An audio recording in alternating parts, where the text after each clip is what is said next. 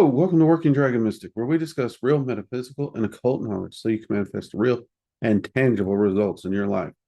This week, for our live community chat, we are going to be discussing the 64th spirit of the Goetia, HAURES. Okay. I do apologize. I've been outside and I don't know. I got something in my throat. So we'll see how well I do this. If I can do it without coughing. Or coughing a lot because I just failed there, didn't I? Now, you did hear me correctly. It is HAURES, though some people pronounce it HAURES. So it's either with that EZ or the ESS. Okay. Um, so we will see how we get in this. We are being joined live in the community by the community, and we will be taking questions from the community after the recording. There is a chat box open for the community if you wish to drop your questions while you are watching. Okay. All right. So let's get going. 64th spirit of the Goetia, HAURES. Appearance. Appeareth like at first like a leopard, mighty, terrible, and strong, but after a while, at the command of the exorcist, he putteth on a human shape with eyes flaming and fiery, and most terrible countenance. That essentially means terrible facial expression. That's what countenance means, in case you're wondering. Countenance. Most common associations of this particular spirit would be rank Duke. Metal most often associated with him is copper. Planet most often associated is Venus. Color most often associated is green, which is funny because I didn't even think about that when I threw my shirt on today. But hey, there we go. Element most often associated with the spirit is fire, which there we go. Before we get into this a little bit more, I do want to remind everybody, we at Working Dragon Mystic, we do actually have an online community.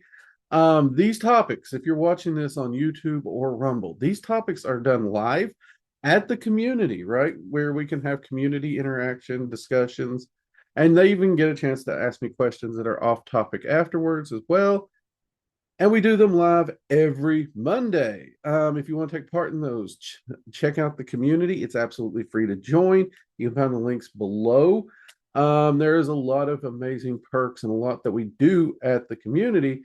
And you will see we do videos every Monday, where on YouTube and Rumble we release every other Tuesday the videos. So you will get to see the videos and the information weeks ahead of YouTube and Rumble. So there is that as well as the community discussions, questions. Admin team, we do have a supporter section if you're interested in that, where you can get access to all the online classes. We do offer lectures and classes and stuff even in the free area, but we get into stuff deeper up in the supporter area if you're interested. All right. With that, let's get into this. The original purpose. What did it read in the Goetia for this one? This one kind of throws a monkey wrench into a few of the things we've talked about, but we're going to go through it anyway. Answer all things, true, present, past, and to come. But if he be not commanded into a triangle, he will lie in all things and deceive and beguile the exorcist in these things. He will lastly talk of the creation of the world and of divinity, and how he and other spirits fail. He destroyeth and burneth up those who be the enemies of the exorcist, should he so desire it. Also, he be not suffer him to be tempted by any other spirit or otherwise. Okay? Now, here's the monkey wrench. First off, the commanding into the triangle, what does that? Well, anyone who's studied the Goetia, the evocation method they use, the triangle manifestation, is a triangular black mirror, a triangular black scrying mirror, which these entities are evoked into, right? So they're saying if you don't use this mirror, they will lie. I'm going to be honest with y'all. If you want to use the mirror, use the mirror. I got no issues with it. However, I've worked with this entity a lot, and I've been able to fact check a lot that they've told me. And they've never lied to me without a triangle, just point blank, straight up. I can only speak from my personal experience on that directly, though I do also have colleagues who they say the same thing. If you wish to use a triangular mirror, use a triangular mirror. Get you the Goetia, build it the way they say. Standard summoning mirror does not fit the Goetia standards. So it's more than the shape. Like the triangle manifestation that is utilized in the Goetia, if you want to buy into that, you're going to have to actually get it and craft it as it is laid out in the Goetia, which can be a lot of work. That being said, though, like I said, I've never had him lie to me yet, point blank. Now, I also think that it's interesting that this entity is so big on not helping you. And then the very last thing it's told is he will literally go out of his way to make sure other entities don't screw with you, right? They can't deceive you and they can't tempt you if you're working with this entity. Now, I know that the Goetia is written from a religious viewpoint, obviously, but don't you think from a religious viewpoint, that's a pretty nice thing of the guy? It's like, nobody can tempt you and lie to you. I'm going to hang around here and not let them cheat you. I mean, I wish I had a friend like that when it came to used car salesmen, let's be honest, right? But that is what the original Goetia says. And I know I make light of it a little bit, but, it is kind of funny in a lot of ways if you think about it, right?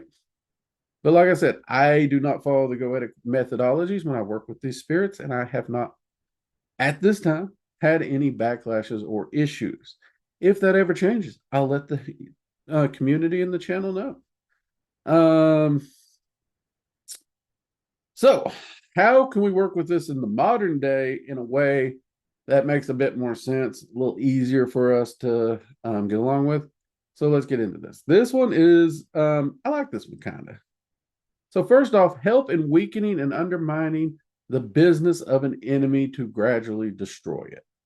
Okay, that's pretty straightforward. If you have an enemy, if you have a competitor, and if you want, they can weaken and ultimately weaken the business to the point where you can destroy their business, right? Now, there's a lot of people like that's not very ethical to just undermine someone else's business. Maybe it's not. Business is business, I'll agree. And honestly, I'm a big believer that good, solid business can succeed, right? If it has a customer base, if there's a demand for it, it can succeed without trickery. But at the same time, if let's say a underhanded trickery business is trying to shut you down and doing non-moral things to ruin you, I could see why this would absolutely be justified. Like just to take out competition, nah, not me personally. But if someone's already trying to attack your business and your well-being and your welfare and your job, I could see that. I could see that in a retaliatory justice manner, right?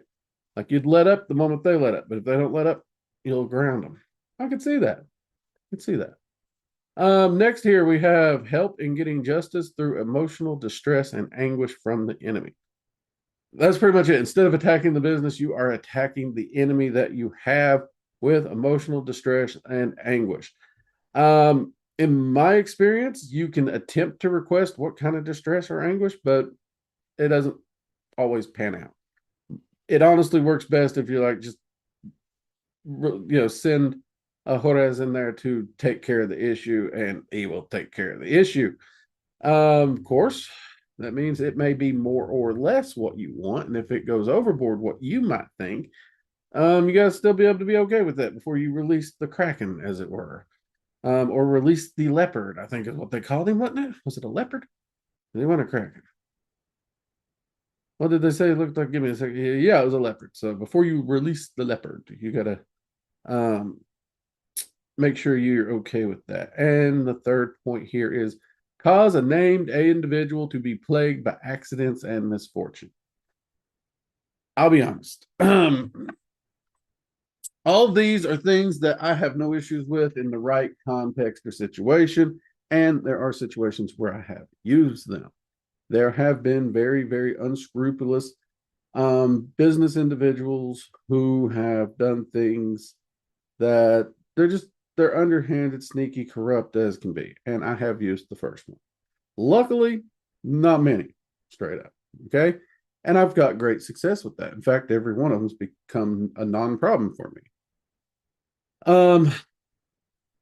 The second one, I'll be honest, you screw with my family, you screw with me, I got no issues with anguish and emotional distress.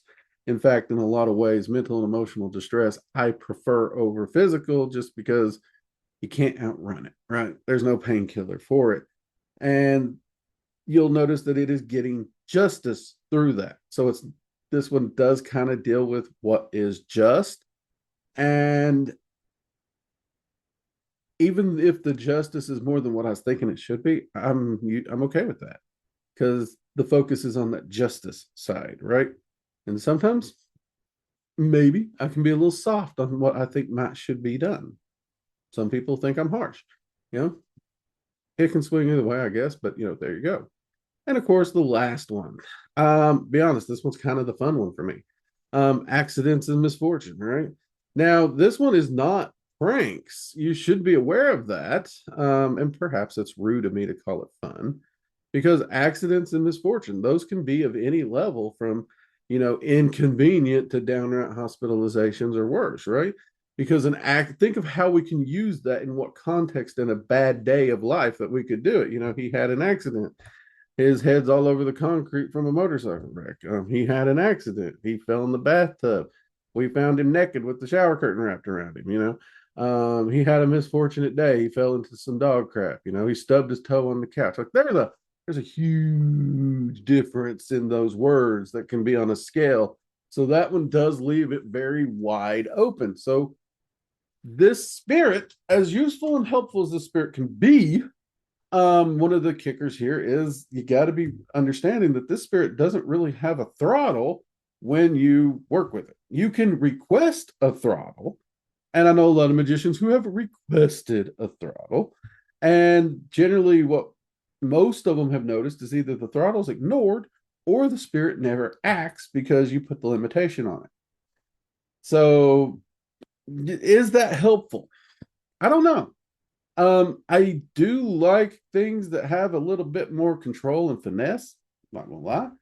But, when it's time to sucker punch someone who has really been sucker punching you, a sucker punch is a sucker punch. I don't care. You know what I mean? So there are some nuances that one would need to meditate on this one, I personally think. And if you're more on the peaceful side, the turn the other cheek side, this might not be an entity you work with ever. And that's cool. That's okay. There's nothing wrong with that.